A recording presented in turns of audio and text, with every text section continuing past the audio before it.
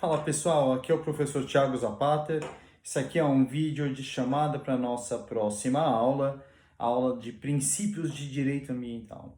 O que a gente vai falar? Essa aula, na verdade, está dividida em duas. A gente vai falar sobre alguns princípios, né, na próxima segunda-feira. Vamos continuar falando deles na próxima. Uma matéria que vale bastante a pena a gente se aprofundar. E eu queria aqui fazer algumas reflexões com vocês e chamadas para vocês, claro, pensarem e irem preparados já com essas reflexões para a nossa aula. Depois, lá a gente vai aprofundar esses temas e os próprios princípios de direito ambiental.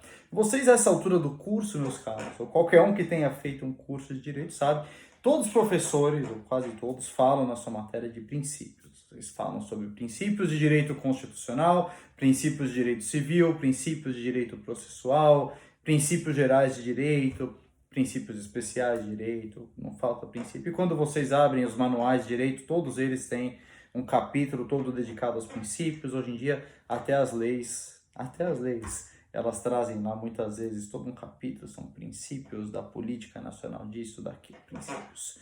O que é interessante? Todo mundo fala de princípios, é um tema, acho que ainda é central, principalmente para o direito constitucional, mas para a teoria do direito. Mas o interessante não foi sempre assim.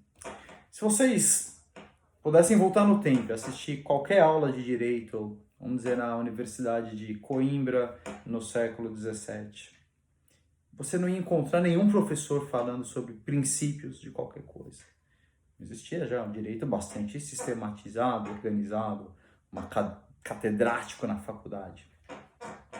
1600 e alguma coisa. Não se fala em princípios.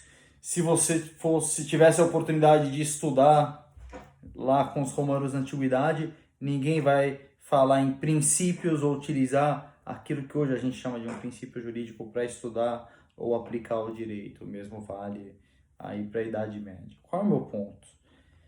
O direito vive bem por mais de 2000 anos, tanto do ponto de vista teórico quanto prático, sem precisar de coisas como princípio da dignidade da pessoa humana, princípio da legalidade, princípio...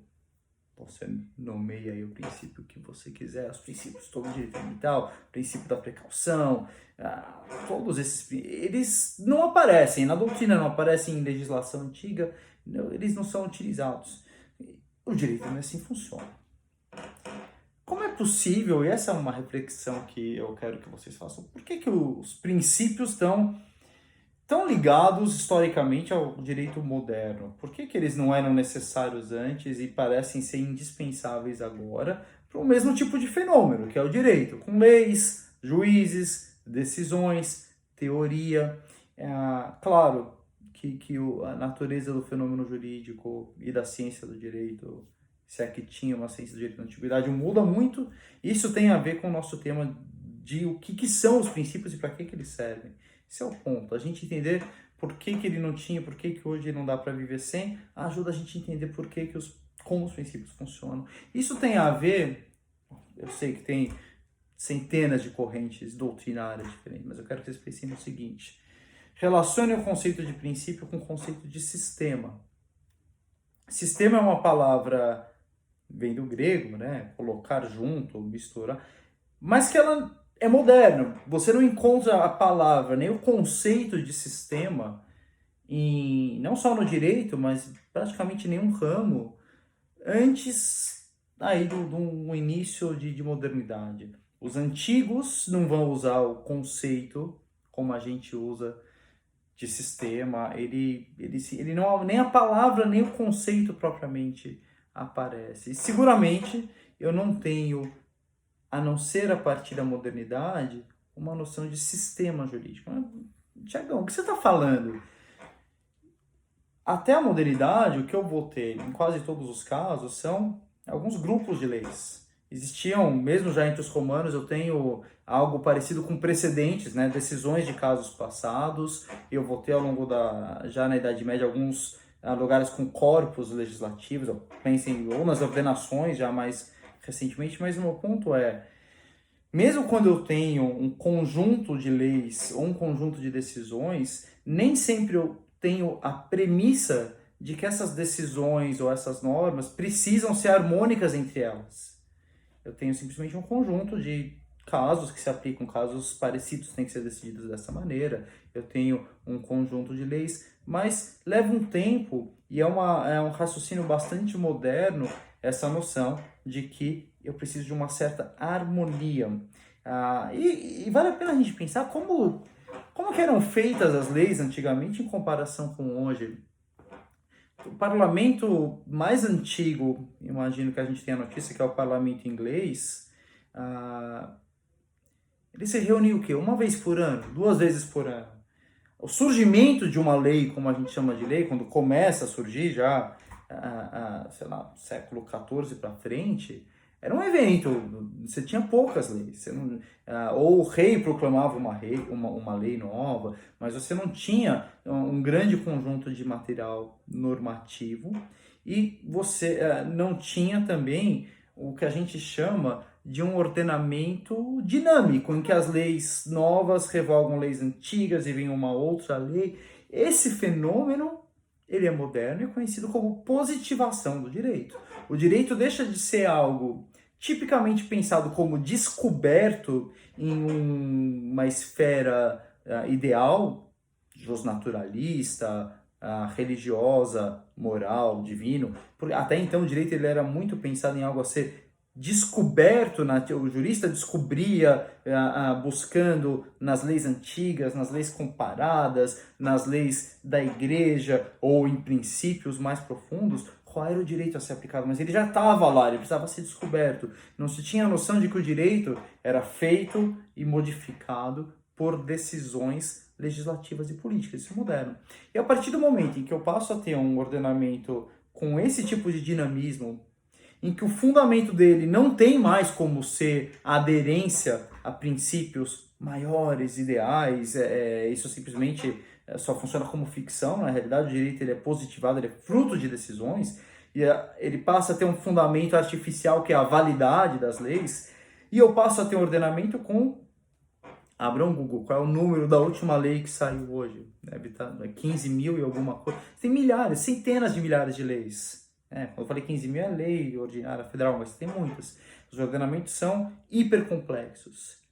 E o problema da harmonia desse ordenamento, ele passa a ser um problema central, talvez, da teoria do direito. Ele tem a ver com a decidibilidade, ele tem a ver com a unidade do Estado moderno, ele tem a ver com a unidade do próprio direito. Como que o direito pode se apresentar como sendo o mesmo, como se tratando da mesma coisa, com tantas leis tão diferentes entre si, com objetivos completamente diferentes, que já não correspondem a um chefe da nação, a um espírito do povo, do tempo, já não corresponde a um direito natural de nenhuma maneira.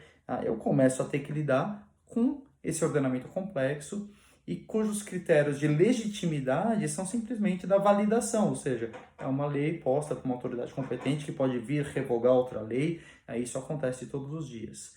Bom, o que isso tem a ver com princípio? Princípio passa a ser indispensável para eu conseguir produzir harmonia ou harmonização dentro de um conjunto de leis que, quando eu paro para ver, pode ser muito conflituoso entre si. A função do princípio, e aqui não é simplesmente para uma organização conceitual das leis, mas a sua própria força normativa, ele tem a função da força normativa dele tem a ver com a capacidade de lidar com esses conflitos dentro do ordenamento. Se a gente pensar, e a gente vai ver isso nas aulas no princípio, como desenvolvimento sustentável, esse é fácil porque ele já expõe no próprio nome com o que ele está lidando.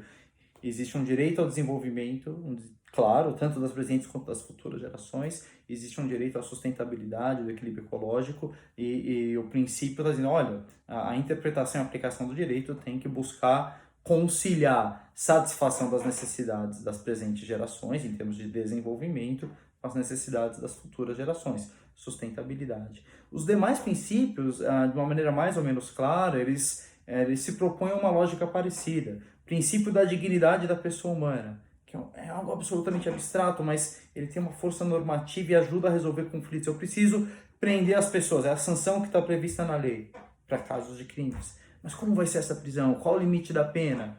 Qual o limite da aposentadoria que o Estado tem que eu não tenho que pagar? Qual é o limite em que eu vou aceitar a violação dos corpos humanos e dos direitos das pessoas? Vejam, quando eu digo que a dignidade da pessoa humana traça limites jurídicos à aceitação de certas violações, ela tem um outro lado que é aceitar algumas violações. Louco isso, né? Mas os princípios têm essa natureza. O princípio da legalidade, ele só existe justamente porque ele supõe que, por vezes, o Estado pode agir de maneira ilegal, sem previsão legal. Você não é obrigado a fazer nada que não esteja previamente disposto na lei, mas você é obrigado ou pode ser obrigado a fazer aquilo que está na lei. Todos os princípios, eles vão conter em si essas possibilidades de, dentro do ordenamento jurídico, eu ter conflituosidade. Eu não pretendo aqui me esticar numa teoria dos princípios, não é o objeto do curso, mas desde já fazer vocês entenderem algumas características que a gente vai falar dos princípios, que é justamente, pelo menos de um ponto de vista funcional, é conseguir dar instrumentos que podem ser aplicados nos casos concretos, para que o ordenamento jurídico não perca coerência. Eu consigo conviver com normas que garantem o direito à liberdade e viabilizam a prisão de quem, sei lá, comete crimes, porque eu tenho princípios que conseguem abstratamente organizar esses antagonismos. No direito ambiental isso vai aparecer o tempo inteiro, quando a gente fala de desenvolvimento sustentável, quando a gente fala de prevenção e precaução, basicamente limites à atividade produtiva, o que gera risco para o meio ambiente, e perceber que em todo limite que o direito ambiental, o direito de maneira geral coloca, tem dois lados, de proibição, mas também de permissão. E isso, o princípio, de certa maneira, encobre esse paradoxo que o direito gera de, sem nenhum fundamento anterior que não ele mesmo, proibir e permitir ao mesmo tempo. A gente vai ver um pouco isso mais de perto ao longo do curso, mas eu quero que percebam essa relação. Os princípios de direito, eles aparecem como algo necessário na medida em que o direito se torna positivo, ele, portanto, é fruto de decisões que revogam a lei e colocam outras leis, complexo e contraditório, não fosse pelo fato de que há princípios que determinam como se interpreta de maneira consistente e harmônica e como, principalmente, se aplica o direito, apesar dessas contradições que podem aparecer no conjunto do ordenamento, de maneira igualmente harmônica, de maneira coerente, né? Eu costumo brincar, você não vai... É um exemplo, mas que faz sentido, por conta dos princípios que você não vai julgar um caso de divórcio com o Código de Defesa do Consumidor, como se o casamento fosse uma relação de consumo. Como é que eu sei isso? Como é que eu organizo a consistência e coerência na lei a partir dos princípios que regem cada uma das situações da vida? Essa é a ideia. Eu peço que vocês pensem sobre isso, pensem sobre a relação entre princípio jurídico, vocês já viram um monte ao longo do curso até agora, entre princípio, complexidade, contradição, e como o princípio só pode ser, com todo esse grau de abstração do princípio, só faz sentido porque eu tenho um sistema, porque eu tenho necessidade de sistematização, né? Então, um conjunto de normas que precisa ter alguma coerência entre si, senão eu não estou falando de sistema, estou falando de grupos separados, ou seja, quando eu pressuponho que o direito é um sistema, o princípio é o que ajuda a dar essa consistência, pelo menos para boa parte, e eu estou aqui resumindo várias teorias jurídicas diferentes, mas, e portanto, sem me aprofundar em nenhuma, mas acho que com alguma justiça as teorias modernas do sistema jurídico e dos princípios. Pensem sobre isso, quero vê-los segunda-feira, e quem não for meu aluno e acompanhe o canal, espero que tenha gostado um pouco do tema. Fiquem com os livros, é isso.